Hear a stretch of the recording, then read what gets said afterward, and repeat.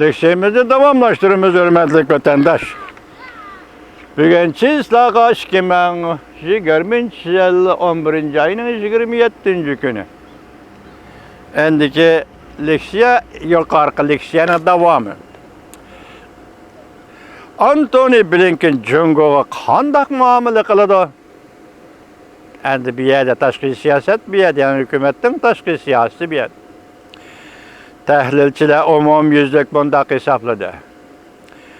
Blinken agar davlat ishlar kotibi bo'lib xizmatga o'tiradigan bo'lsa, u duch keladigan Amerika-Jungo munosabati Obama hükümetiga ishlagan davrlarga tubdan o'xshamaydi.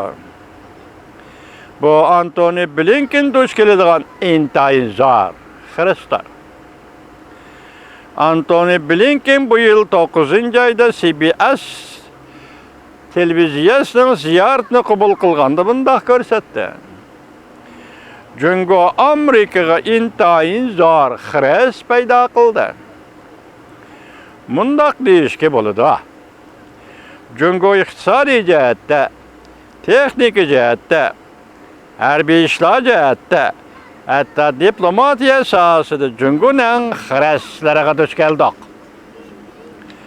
Xiris qilayotgan Jungoga qanday taqobil turish jihatda Antony Blinken o izchil, ching turib kelgan diplomatiya aqidasini yadrosi, ittifoqdoshlar bilan munosabatlarni kuchaytirish, Amerikaning dunyoviy rahbarlik o'rnini qayta tiklash, demokratiya va kishilik huquqni ilgari surishga e'tibor berishdan iborat.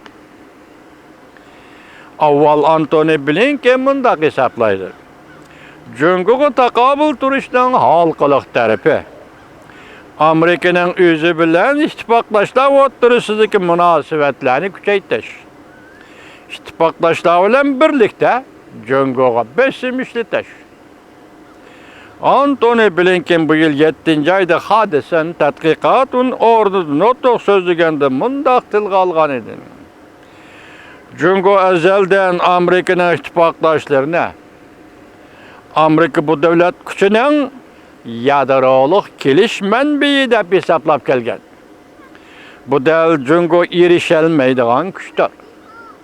Va Prezident Trump da tanqidlab Amerikaning ittifoqdoshlarini ojizlashtirib etdi dedi. New York vaqt gazeti bunday ko'rsatdi. Blinkenning ko'p tarafli hamkorlik e'tibor berishini ko'p kuch sarf qilib, Amerika bilan Hindistonning hamda butkul Hind Tinch okeani rayonidagi davlatlar bilan bo'lgan munosabatlarni kuchaytirish va Afrika davlatlari bilan bo'lgan uchrashishni cho'nqurlashtirish. Afrika qit'asi Jungo dal ta'sirini kengaytirishga urinayotgan qit'adir. Belki Blinken o'zi bayon qilgandek, Yevropa ittifoqi Amerikaning xiristlarga taqobil turishda tanlaydigan birdan bir tanlashidir. Bundan boshqa Antony Blinken demokratiya, kishilik huquqni Amerikaning Jungo siyosatining halqiliq o'rni qo'yish, demokratiya bilan kishilik huquqni Amerikaning tashqi siyosatining halqiliq o'rni qo'yish, balki bu masalalarda Jungoga texnik qattiq zarba berish. Beijing davlat bexatarligi qonunini Shanghanga, Hong Kongga majburiy yo'l qo'ydi. Blinken mundaq dedi. Joe Biden hukumati Beijingning Shanghangda, Hong Kongda kishilik huquqi daxlataroz qilishiga munosabatlik embargo qilishni kuchaytirdi. O ogohlantirib mundaq dedi. Agar Jungoning Hong Kongda kishilik huquqni daxlataroz qilish harakatlariga xiris paydo qilmaydigan bo'lsak, Jungo jazoga uchirmaymiz deydigan uchurga erishadigan bo'lsa, undaqda Jungo Tayvanga o'xshashli shunday harakat qo'llansam bo'ladi deb o'ylaydi. Antony Blinken bunday ta'kidladi. Amerika-Cungo hamkorligining aldınғы şartı Amerika kudretlik orunda turup Cungo bilen uçuruşuş. Cungo bilen uçuruşuş.